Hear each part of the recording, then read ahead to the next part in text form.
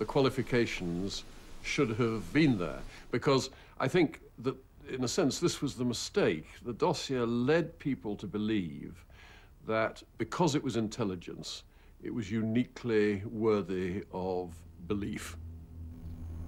There was other intelligence from human and technical sources, eavesdropping and intercepts, but they painted a less alarming picture. Blair's critics have accused him of deliberately sexing up the dossier by omitting these qualifications and including flaky intelligence. Was Tony Blair a liar?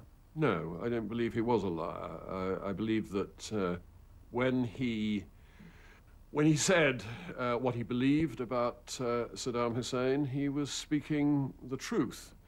But I think because the qualifications on the evidence weren't made clear, I think he oversold the case. But that's the reason why there are so many people today who feel outraged still today that they were misled by the Prime Minister. Yes, but I think one could say in the Prime Minister's defence that he'd misled himself. And indeed the intelligence community had misled themselves.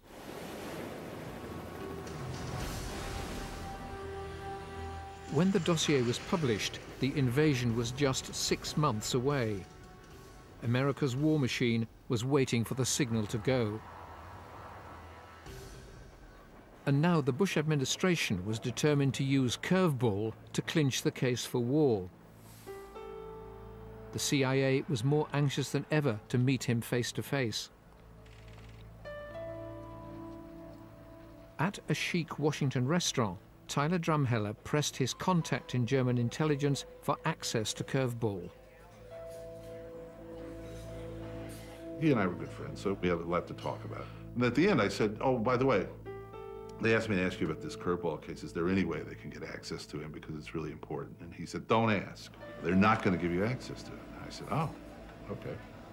And he said, look, because this is a source, we don't have any corroboration for it. He said, and I'll tell you off the record that I think personally, he says, I dealt with this case, I believe personally that he may be a fabricator. The CIA director says Drumheller failed to pass this and other warnings on. Just before Christmas 2002, the head of German intelligence, August Hanning, sent a personal cable to CIA Director George Tenet, warning about the intelligence from curveball. It is not confirmed.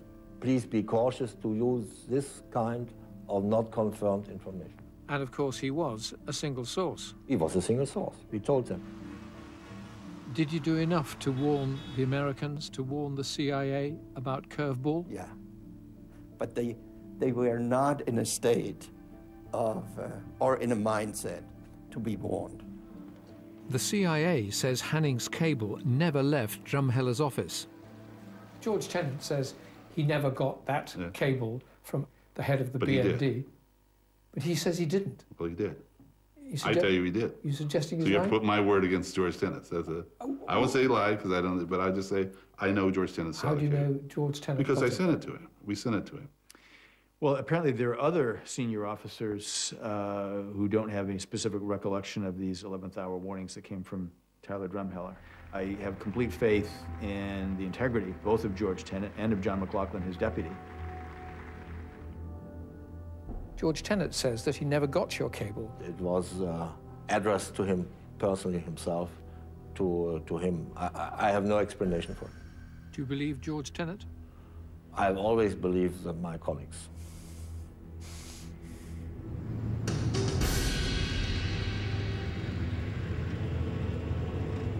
By the turn of the year, no one in the White House or Downing Street doubted that war was imminent.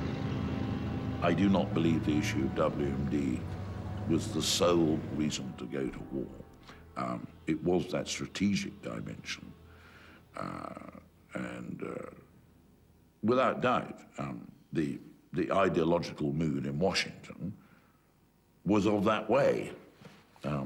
So would the war have happened anyway? I believe that the United States were determined to deal with the Saddam Hussein regime.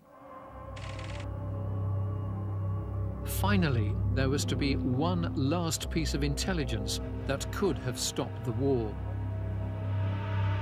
Incredibly, the source was Iraq's head of intelligence, Tahir Habush al-Tikriti, the Jack of Diamonds on America's notorious deck of cards.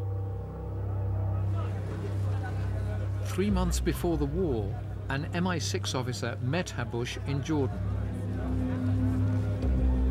We understand that Habush told MI6 that Saddam had no active WMD, the same message as that conveyed by the Iraqi foreign minister only days before the British dossier was published. But it wasn't what London or Washington wanted to hear. Habush and the others, they dismissed them, apparently, out of hand because they thought it was propaganda or whatever. It didn't fit the mold. Whereas Kirkpaul, because it did fit exactly into the story, they accepted without any validation at all. Did you get information about the meeting between MI6, Secret Intelligence Service, and Habush in Jordan? Was that part of the paperwork that you got from SAS? We discovered it was part of the paperwork that we got. You say you discovered after the event? After the event, yeah. Why wasn't it discovered when you and your colleagues and staff went through all the documentation you got from SAS? Well, I can't explain that. This was something which I think our review did miss.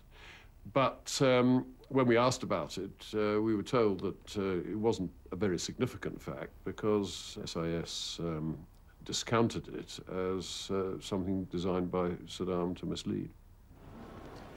What's more, Lord Butler's inquiry never even knew about the Iraqi foreign minister, the man in the new suit.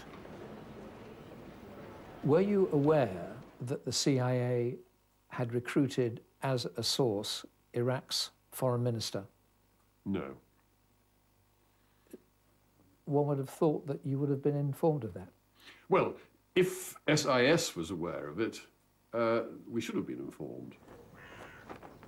It's possible that if MI6 and the CIA had been able to convince Blair and Bush of the validity of the intelligence they were getting from their two most highly placed sources, Iraq's foreign minister and Iraq's head of intelligence, then Britain and America might not have gone to war. But by this time, the die had probably been cast. The month before the invasion, despite the growing doubts, Curveball was about to be revealed to the world. The US Secretary of State, Colin Powell, prepared to make a landmark speech to the United Nations. Tyler Drumheller says he was sent the draft for vetting. There was a whole bunch of stuff on Curveball in there. I called my immediate boss, the Deputy Director of Operations, and he said, well, you better check this with John McLaughlin, who was the Deputy Director of the agency at the time. And I said, look, there's a problem with this. We shouldn't use this.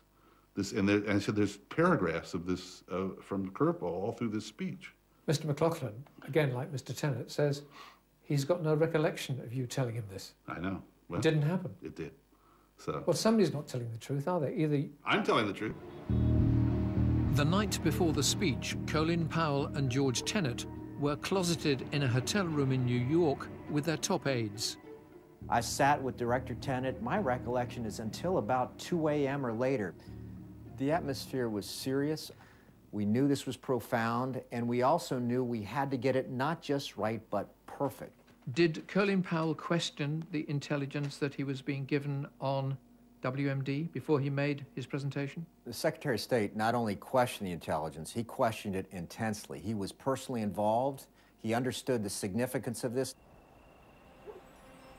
I was home. My daughter answered the phone, and she said, oh, Dad, it's Mr. Tennant. And so I got on. It was George. They was calling from the UN. He said, well, we're really tired. We've been up for 72 hours. He wanted to get the telephone number for someone in SIS.